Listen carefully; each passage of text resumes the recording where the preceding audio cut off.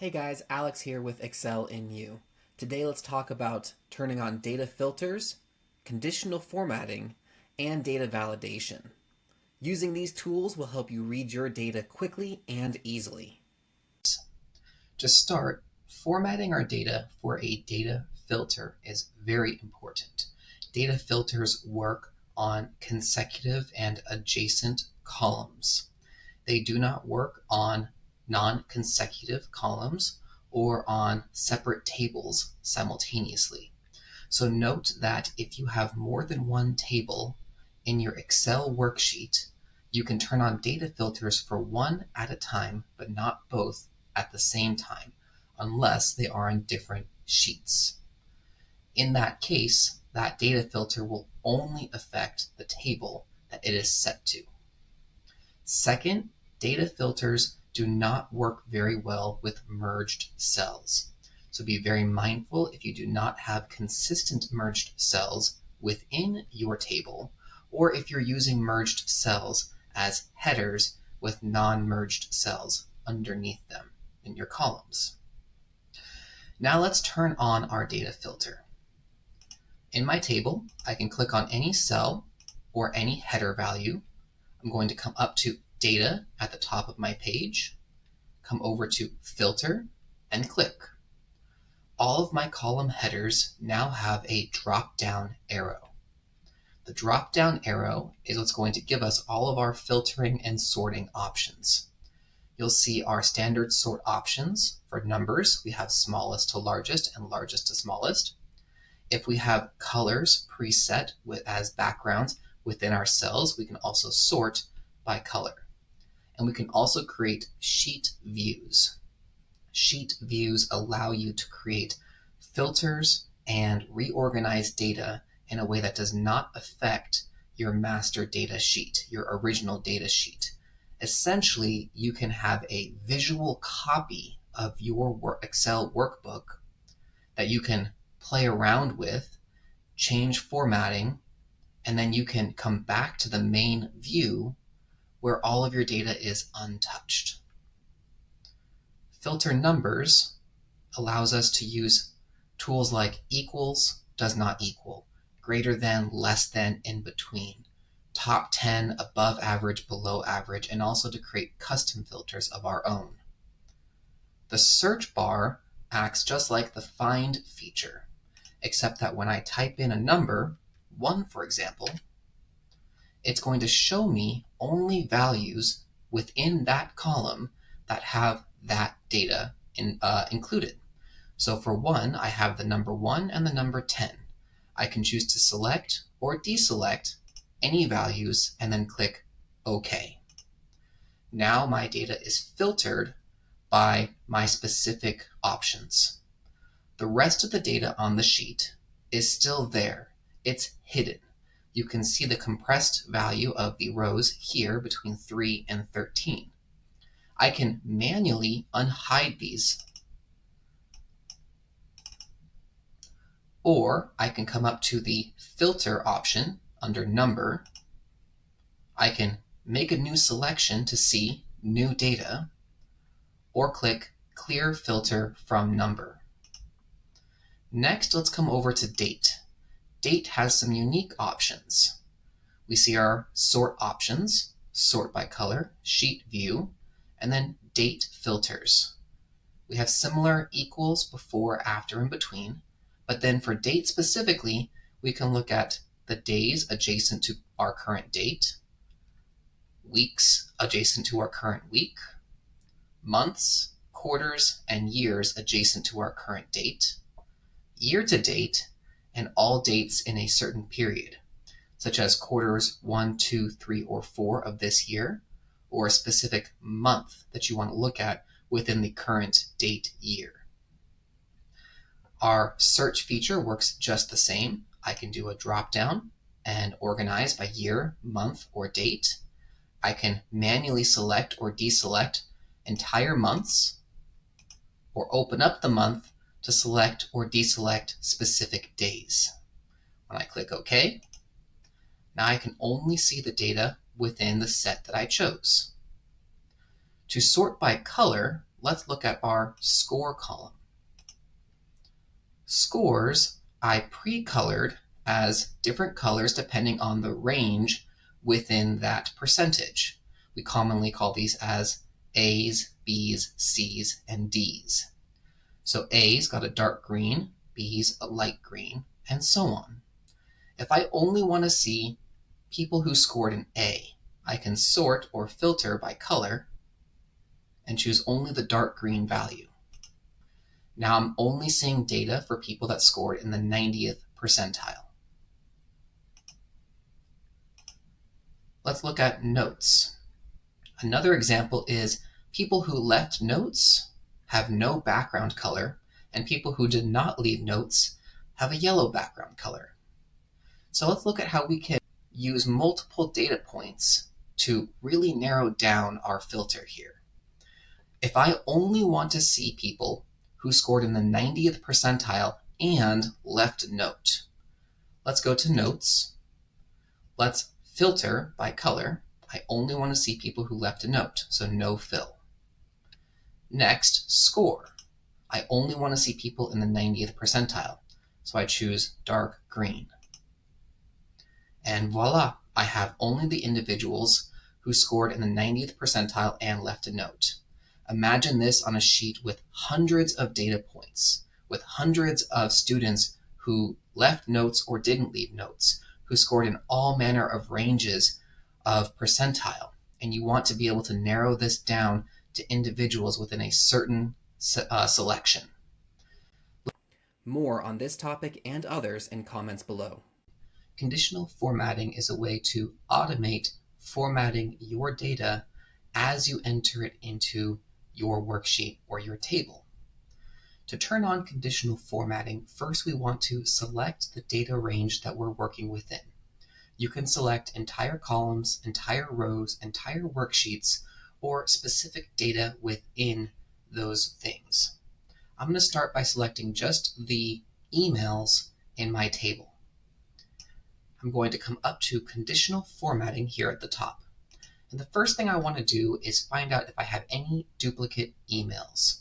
Since emails are a unique identifier, if I have duplicate emails, it suggests that I have the same person's information in my table twice. Under conditional formatting, I'm going to go to Highlight Cell Rules. Duplicate values is already a preset condition. So I can click on duplicate values, and it will give me the option to change how I want to view my duplicate data. The standard is a light red background with dark red text. I really like this for duplicate information because it's very distinct and easy to find. I click OK, and you can see that my emails that are duplicated are highlighted in red and easy to find. Next, I want to use conditional formatting to color code my scores. So let's go to conditional formatting, highlight cell rules, and let's go to greater than. I'm going to look for any data greater than 70%. Or I should say greater than or equal to, which means I actually want to enter a value slightly less than 70. So I'm going to do 69.9%. It's important that I use that percentile because Excel will read percentile as a less than 1 value. So it can get a little bit confusing if you don't add that percentile in when you're already using percentile in your data sheet. Because these are a positive value that I'm looking at, I'm going to switch to a green fill with dark green text. Next, I want to take the same data set and conditionally format for information less than 70%. So I chose the less than value, entered my 70%, and we'll leave it with that light red and dark red combination. Now I can quickly visually see the passing scores and the not passing scores. Next, we'll go to notes, and let's use the entire column for this one. And we're going to do equals to. I want to quickly see who did not leave a note. So I can enter in the value NA, and then I can use something like yellow. Now I can quickly see any notes that are NA. Now, you notice that when I did email and score, I only selected the specific data set that was already filled in. So if I enter any new data into my worksheet, it is not auto-formatted. But because I did the entire column for notes, anytime I enter in new data, it will automatically format wherever it falls within that column. To manage your conditional formatting rules, come up to Conditional Formatting. Go to Manage Rules, and this is going to show me only the rules set for the column that I'm currently selected in. I can click on a rule, click Edit, and the great thing is I have a lot more detailed information here. I can do very specific requests for cell value equal to what that value is.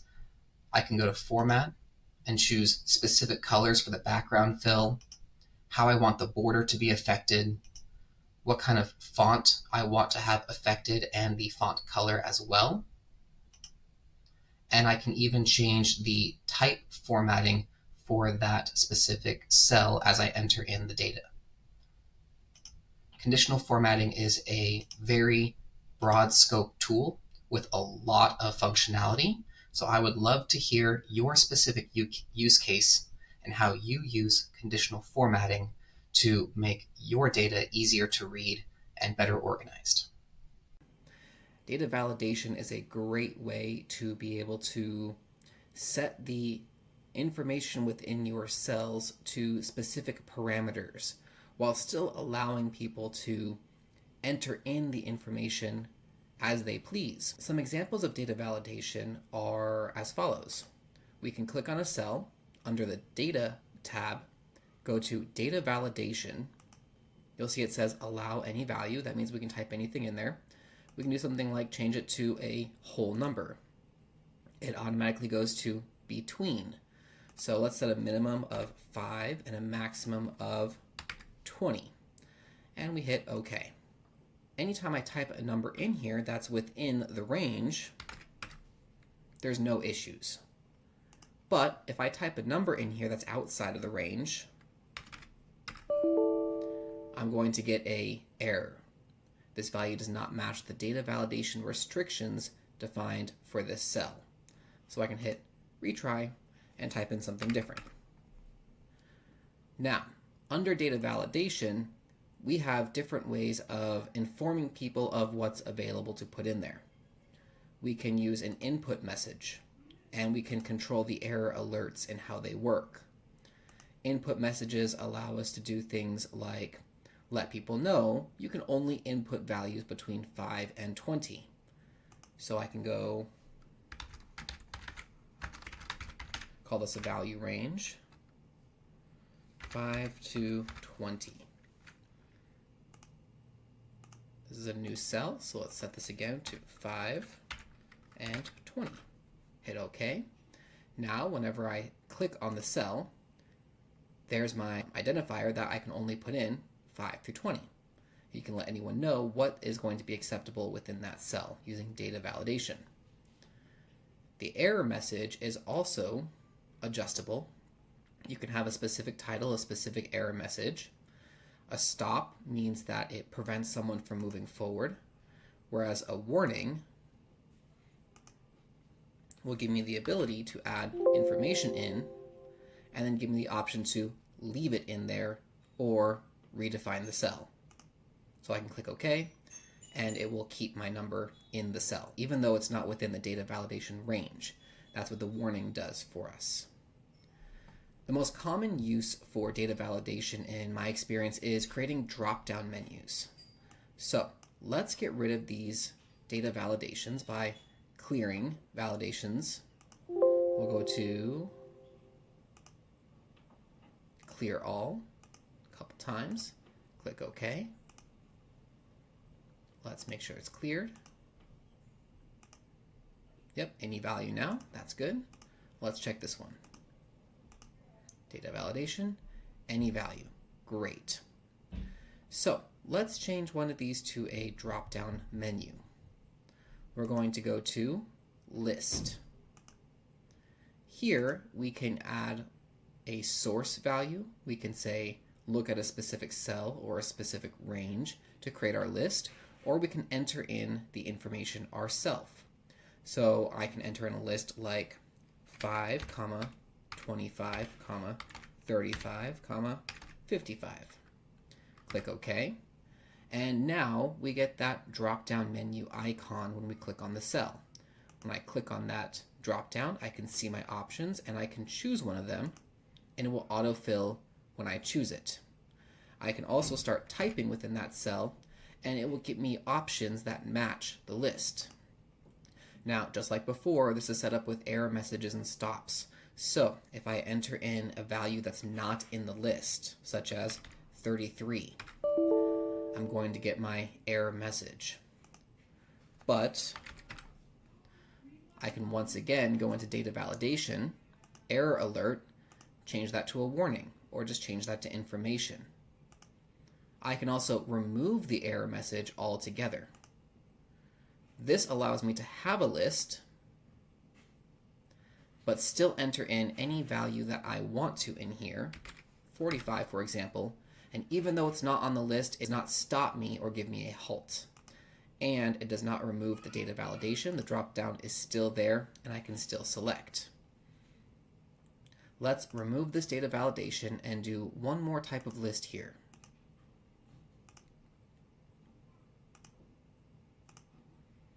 We'll clear out this data.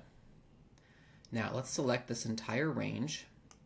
As this is titled Company, let's put in a drop-down menu with a list of companies.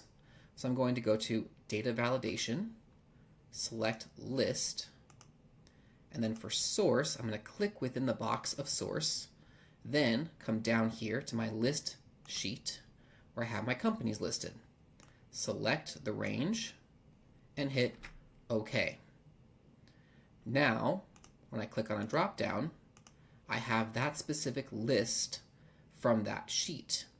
And if I change any of the companies on this list, let's say I just remove the front end of this title here. Now when I go back to my data sheet and click the drop-down, the company name has been adjusted or updated as well. Get your free one-on-one strategy session scheduled through our Skool platform in the comments below.